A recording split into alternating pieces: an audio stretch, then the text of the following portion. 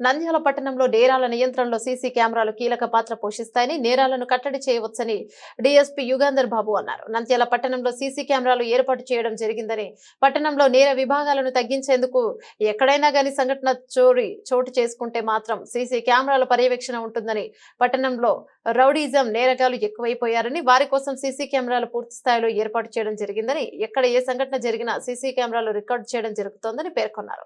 సందర్భంగా డీఎస్పీ మాట్లాడుతూ నేరాల నియంత్రణ, శాంతి భద్రతలు కాపాడేందుకు సీసీ కెమెరాలు ఎంతగానో దోహదపడతాయన్నారు. సీసీ కెమెరాల ఏర్పాటుతో నేరాలు అదుపు చేయవచ్చని, దొంగతనాలు నివారించేందుకు అవకాశం ఏర్పడుతోందన్నారు. రోడ్డు ప్రమాదాలు, దొంగతనాలు తదితర ఘటనలు జరిగిన పరిస్థితుల్లో సీసీ కెమెరాల ద్వారా వారిని గుర్తించి పట్టుకోవడానికి పోలీసులకు మూడో నేత్రంగా ఉపయోగపడుతోందన్నారు. నంద్యాల పట్టణంలో మ్యాట్రిక్స్ కంపెనీకి చెందిన 179 కెమెరాల్లో ఆల్మోస్ట్ 160 కెమెరాలు పనిచేస్తున్నాయండి. ఎటువంటి భయం అక్కర్లేదు. ఎక్కడ ఏది జరిగినా కానీ దానిలో క్యాప్చర్ అయ్యే అవకాశం ఉంది. ఈ రైనీ సీజన్ కాబట్టి కొన్ని చోట్ల ఒక 10-15 కెమెరాస్ ఒకటి వర్క్ చేయట్లేదు. అవి కూడా వర్కింగ్ కండిషన్లో విత్ ఇన్ 2 days లోపల తెప్పించడం జరుగుతుంది. ఇవి కాకోకుండా ప్రైవేటు ఏవైతే ఇన్స్టిట్యూషన్స్ ఉన్నాయో, కాలేజీలు ఉన్నాయో, తర్వాత షాప్స్ ఉన్నాయో, అవి దాంట్లో ఆల్మోస్ట్ 3 to 700 కెమెరాస్ ఉన్నాయండి. దాంట్లో కూడా ఆల్మోస్ట్ ఒక 40 కెమెరాలు తప్ప రిమైనింగ్ అన్ని పనిచేస్తున్నాయి. శాంతి భద్రతల విషయంలో కానీ, క్యాప్చర్ విషయంలో కానీ ఎటువంటి అనుమానం అక్కర్లేదు. అన్ని మా దగ్గర ఫీడ్ అవుతుంది.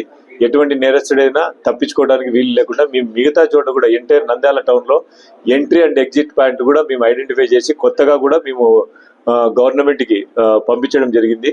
అవి గాన పెడితే మన నంద్యాల పట్టణంలో ఎటువంటి నేరం జరిగినా మా దగ్గర సీసీ కెమెరాలో ఫీడ్ అవుతుందండి. ఏమి ఇబ్బంది లేదు.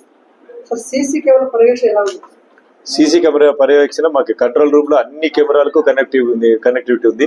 ఏ కెమెరా మనం చూడాలనుకుంటే కూడా అక్కడ పోయి మనం ఆ కెమెరా ఆ ఏరియా సంబంధించినది మనము ఫుటేజెస్ తీసుకోవచ్చండి. అన్ని మ్యాట్రిక్స్ కంపెనీ నుంచి మటుకు మనం విజయవాడ దగ్గర నుంచి లెటర్ పెట్టి అక్కడి నుంచి ఫుటేజ్ కలెక్ట్ చేసుకోవాల్సి వస్తుంది.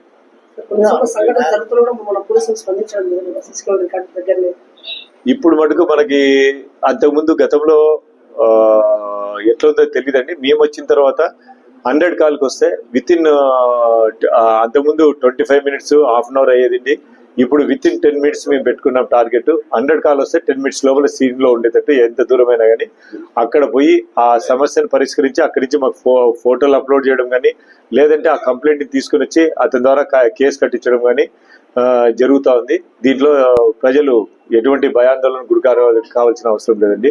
ఇప్పుడు పోలీసు క్విక్ యాక్షన్ అయితే ఉందండి.